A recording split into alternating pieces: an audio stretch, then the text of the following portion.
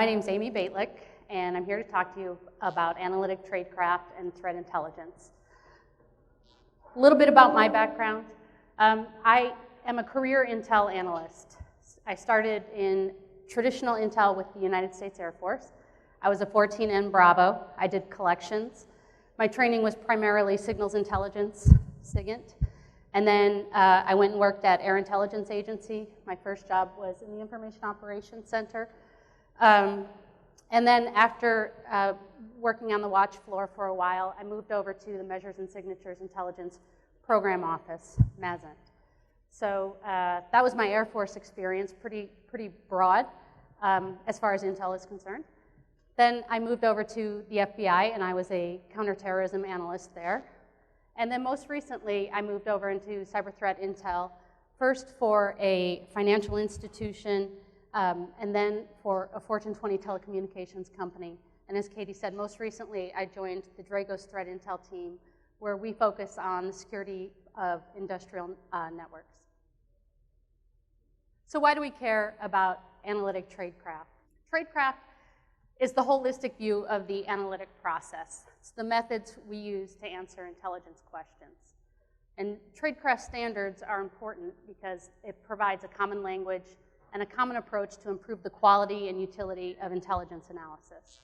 It also provides a baseline for training and education, and it mitigates the likelihood of intel failures due to insufficient analysis or lapses in integrity. But the bottom line about that, though, is my personal belief, what we do is too important for us not to have standards. So today I'm going to go over these 10 tradecraft standards. They come from the Compendium of Analytic Tradecraft Notes. That was a document that the CIA Directorate of Intel created in the 1990s. And it included one note for each of the 10 standards deemed essential to analytic tradecraft. There are a lot of different resources that we can use to draw from for analytic tradecraft, but this is a really great starting point. In this presentation, I'll introduce you to 10 analytic tradecraft skills and how they may be applied to threat intelligence. First skill, address consumers' interests. It seems pretty straightforward to identify who you're reporting for, but I can tell you, working in the corporate environment and working for military and headquarters organizations, yeah, sure, your primary audience or primary consumers might be obvious, but you have a lot more than just that person or organization that you're writing for. And in my experience, that's sometimes taken weeks or months to identify all the different organizations that you might be writing for. You know, you may, when I worked in a telecommunications company, we knew we were writing for the CISO, but we also took weeks to identify, and in some cases, like I said, months, to identify that we were also writing for other business lines. And then who to identify within those business lines and the distribution list. That takes a while, so it's not trivial to identify who your primary consumer is. Once you know who your primary consumers are and your secondary consumers, it's important to know what their goals and values are, both within the organization and within their specific roles, because those values translate to intelligence requirements, which are fundamental to driving the intel analysis process. And then finally, this is more of a practical consideration, but understanding the situational awareness of your users. When I was at Air Intelligence Agency, we were briefing the commander. I did the daily situational awareness brief and then the weekly command brief. So every day when we produced that briefing, we pulled from all the component commands and made sure that everything that they were reporting on was represented at the headquarters level. But when I went over to the corporate environment, we were writing for the CISO, we knew that she read the Wall Street Journal and the Washington Post and the New York Times every day. So if there was reporting, open source reporting, that had even a slight cyber flavor to it, we knew that that was something we needed to get out ahead of because she was going to ask questions about it, because she was probably going to be asked questions about it, even if it didn't affect our organization. So it's important to understand the situational awareness that your consumers have so that you can address that preemptively.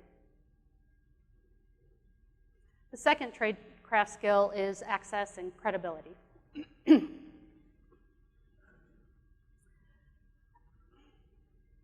So the questions that we ask are, do you have established channels to reach your key consumers?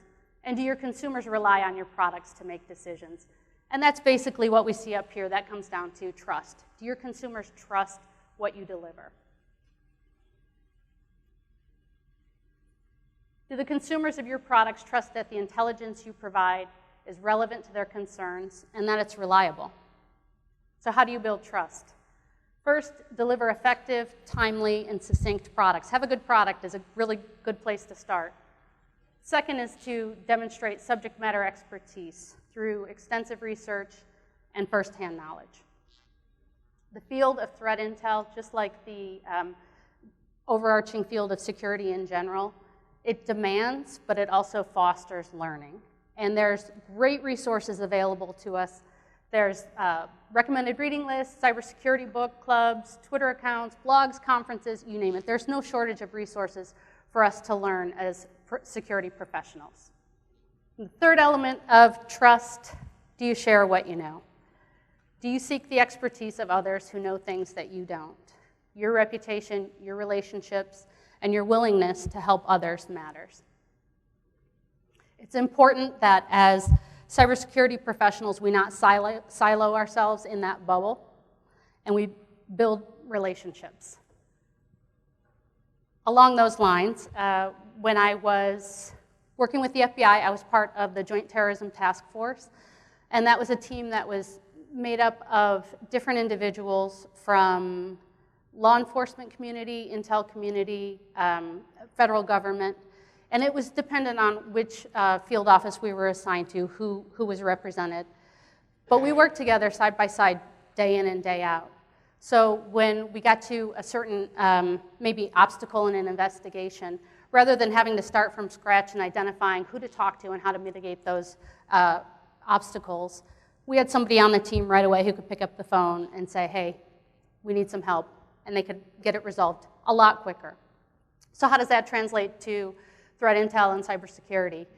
You know, you don't want the first time that you're meeting some of these key individuals to be during a crisis. So who do you call when you have a really bad day? If there's an incident, who do you need to work with? Is that the first time that you're dealing with them? I hope not. So establishing relationships with people, legal, public relations, HR, whomever you might need to talk to, have an ongoing relationship with them, and don't wait until the very bad day, as I like to say. The second aspect of access and credibility is credibility. The importance of relationships we talked about. So the three aspects of credibility: facts, conclusions, and sources. Have good products that emphasize what's new or different to enable decision making.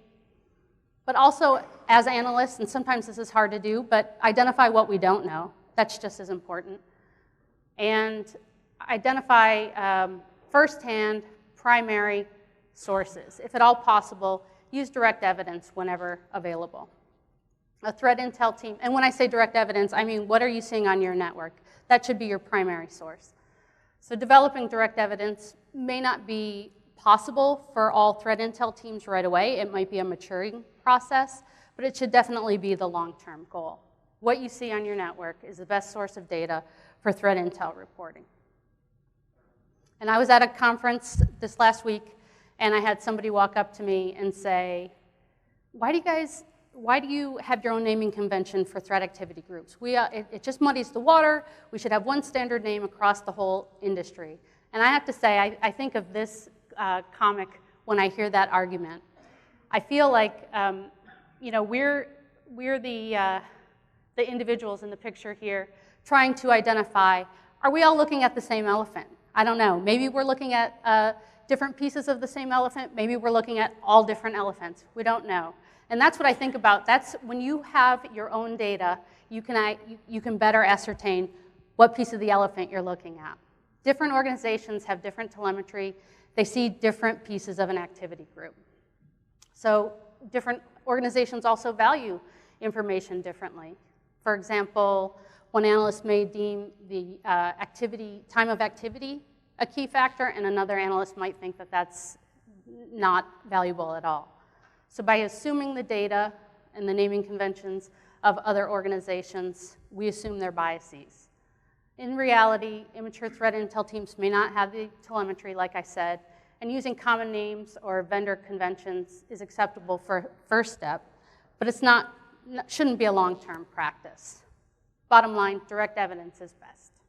Third tradecraft skill, articulating assumptions. Many issues in information security and in intel can't be addressed with certainty, as we seldom have complete information. So articulating assumptions is a process to manage uncertainty by identifying key variables and uncertain factors that may affect a complex situation.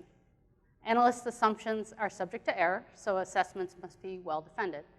The more complex an issue, the more articulation of assumptions is required.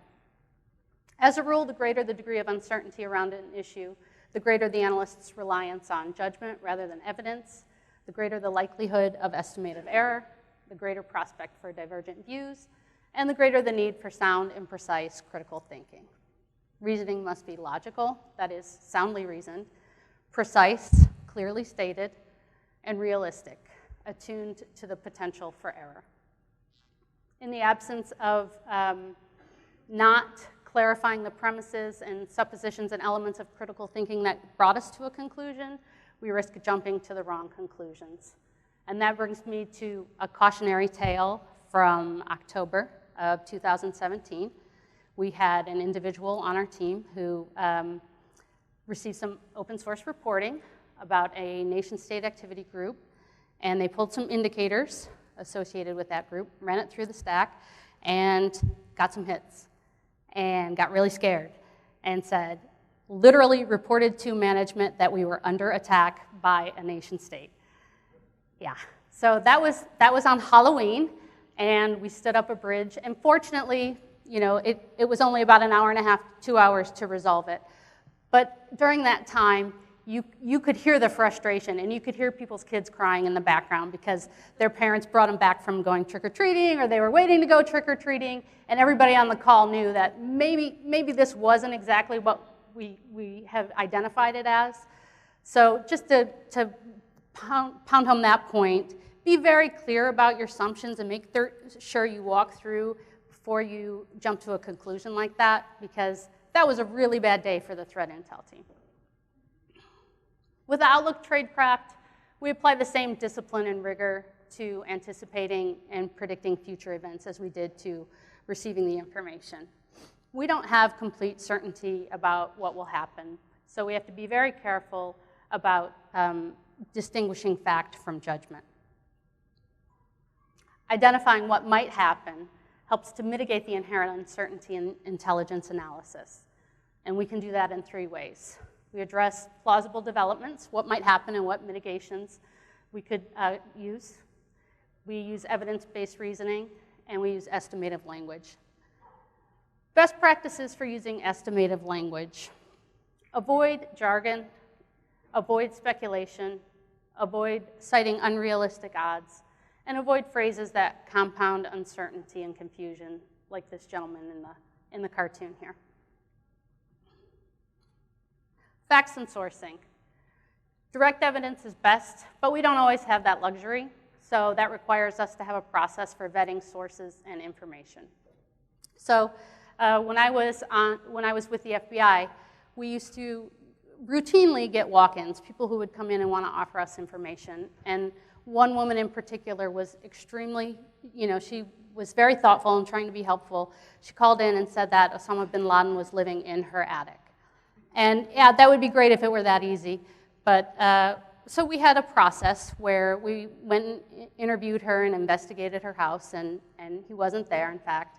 But the corollary for what we do is similar. You have to have a process to go through and say, is our initial assumption correct or not?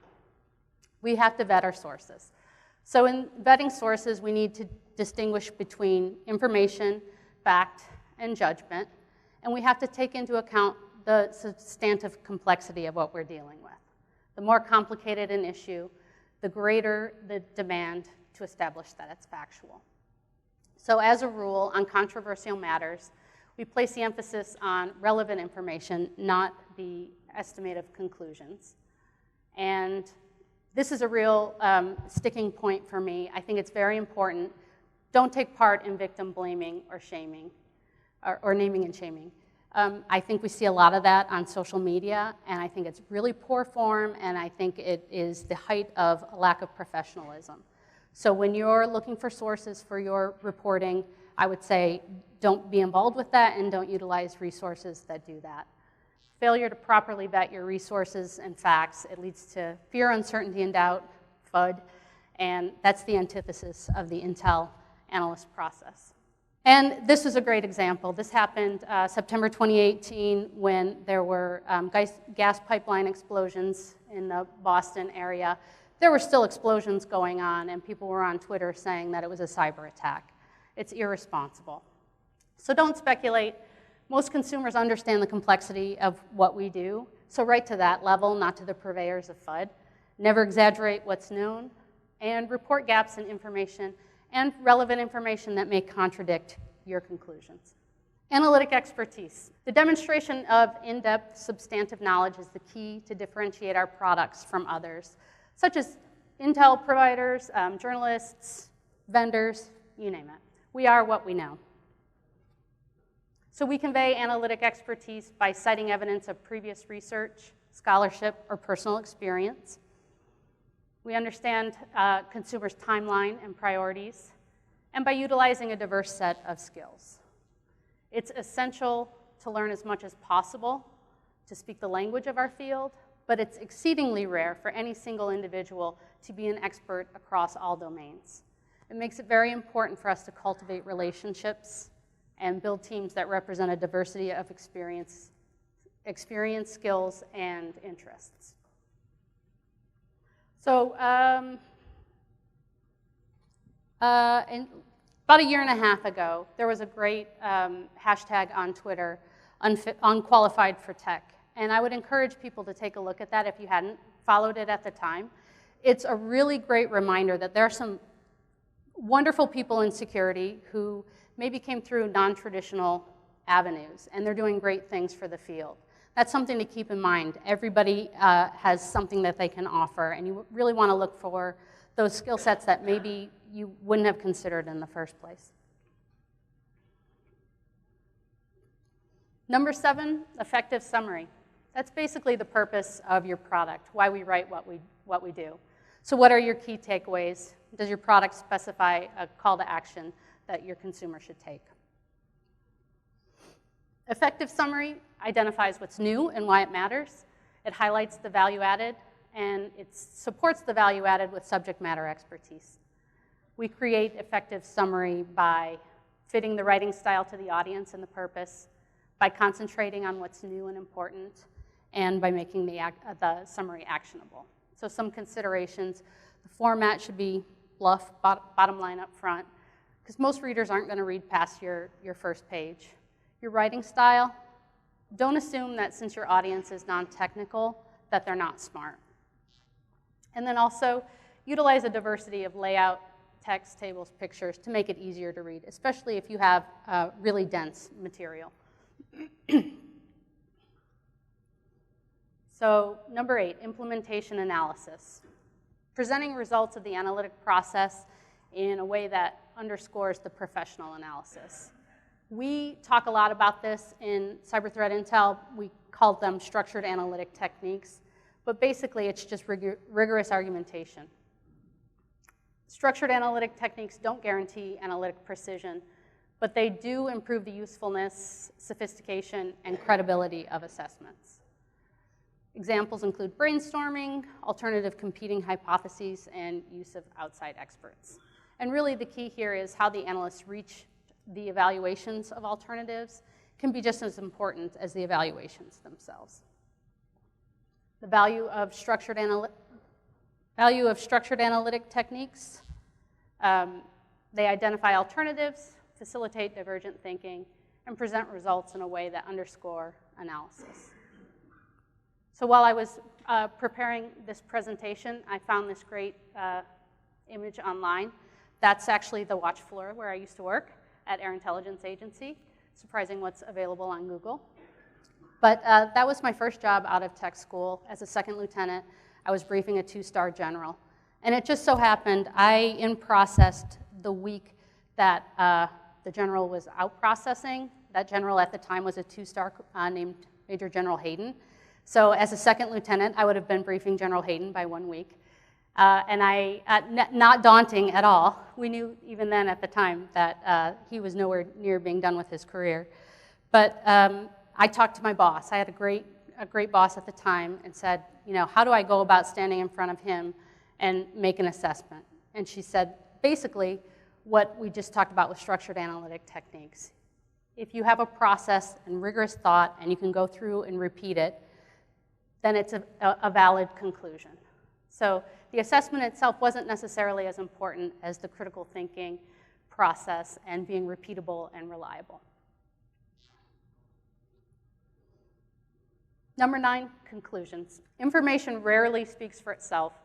Gaps and inconsistencies are the rule, and conclusions are where the real value of intelligence comes to bear. The key events have to be identified from among the ordinary. Underlying patterns have to be identified from seemingly disparate pieces of information, and the reliable sources have to be distinguished from the self-serving. We also want to identify any major shifts in conclusion. If we made one conclusion and now we're changing that, we want to identify that. And analysts should also share their reasonable doubts. Don't project thin information as a conclusion.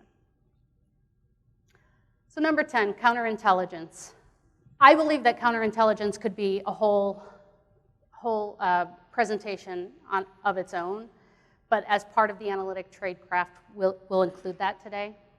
Traditional counterintelligence means trying to frustrate somebody else's intelligence operation, but for the purpose of this presentation, counterintelligence means identifying adversary deception. Pretty simplistic view of counterintel, but it'll work for our presentation today. The main weapons for protecting the integrity of